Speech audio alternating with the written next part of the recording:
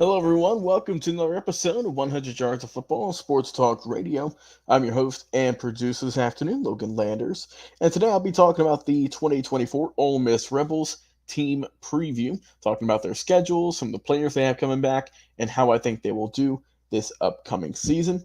But if you enjoy this episode, please be sure to give us a like, follow, share, and subscribe on Facebook as well as on YouTube, main two platforms over there. But if you're into podcasts, you are also in luck because you can download our podcast on all major podcast streaming platforms like Spotify and Apple Music each and every single week. Well, let's go ahead and get into this. The 2024 Ole Miss Rebels, coming off a really good year last year in 2023. We all know they went 11-2, which was a career season for them. First time they had ever got 11 wins in the franchise's history, in the school's history, in over 120 plus seasons. So you're coming off of a really good year, and you're hoping to get even better this upcoming year, get you in the national championship game, perhaps get you in the college football playoff, perhaps. But let's talk about this team, who else is going to be helping out and how I think they will do ultimately.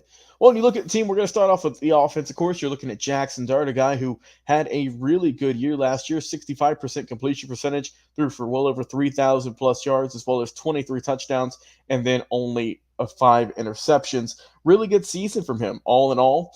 I'm expecting more big things from him this upcoming year. When you look at some of the opponents or some of the teams that guys people are going to have to look out for. You look at the wide receiving core. Watch out for Trey Harris, a guy who had a really good year last year. Unfortunately, got hurt, but expect him to have another good bounce back year. You've got a good tight end, Peach Bowl offensive MVP in Caden Price-Scorn. And, of course, you got a really good running back who's got to pick up some slack this year in terms of production with the loss of Quinshawn Judkins with Ulysses Bentley out there in the backfield. Let's go back to Harris. Looking at him, had two in it throughout his career, 2,500 plus yards as a receiver, as well as 22 touchdowns, including 985 last year and 8 TDs. Like I said, that injury really hurt him, really hurt the team. But if he's healthy, this team is going to be good. When you look at Price-Scorn, their big tight end, like I said, when you look at the bowl record, he set a bowl record, 10 catches, 136 yards, and two touchdowns in that Peach Bowl win that they had. And then Bentley, a guy who had 613 yards, 8 touchdowns on the ground. Definitely someone to watch out for. And then we look at the O-line big guys up front. You're seeing guys who a couple are coming back. You're getting guys like Jeremy James, Micah Pettis, and Caleb Warren. Those three together have over 100 career starts combined.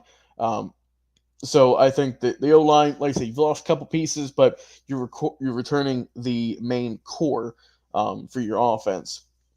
Now we flip over to the defensive side of the ball. You had a really good unit all in all. SEC leading season turnover margin plus 11. You had guys like Peach Bowl defensive MVP and Jared Ivey, who has a really good year. You got guys like J.J. Pegas, Xavier Harris as well. Ivey, looking at him, 16 tackles for loss in 2 seasons, as well as 9 sacks, also 4 forced fumbles as well. Pegas coming into his third season, really versatile player. He's got 8 tackles for loss, 3.5 sacks as well. And then looking at Xavier Harris, is a guy who looking at him, right, he's got 30 tackles, 3.5 for loss, as well as a sack, someone who can really come back and really have a good season. You got guys like Card Coleman as well, who's coming back at the linebacking position.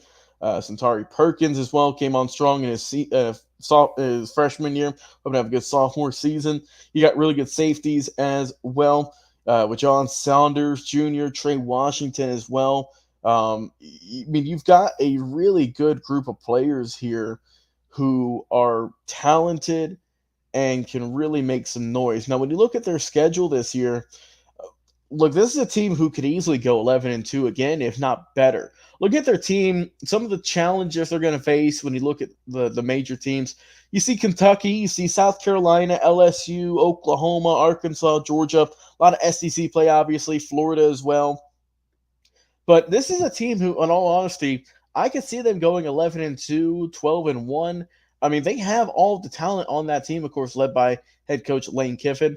It's going to be I would say an easy schedule per se, but they could easily replicate the season they had last year, if not improve on it. I think Ole Miss, if all is said and done at the end of the season, this is a team who could possibly very well get in to that college football playoff. It's expanded now, so they have a lot more room to get in. And I think this is definitely a team that you could look at on paper as a team in the season preview, as a team preview, and you could say is one of the top 12 teams in the country, bar none, with just how well they did last year. They brought back a lot of their pieces, and they are looking stronger than ever and hoping to repeat what they did last year. I'm expecting Ole Miss to have a very big season in 2024.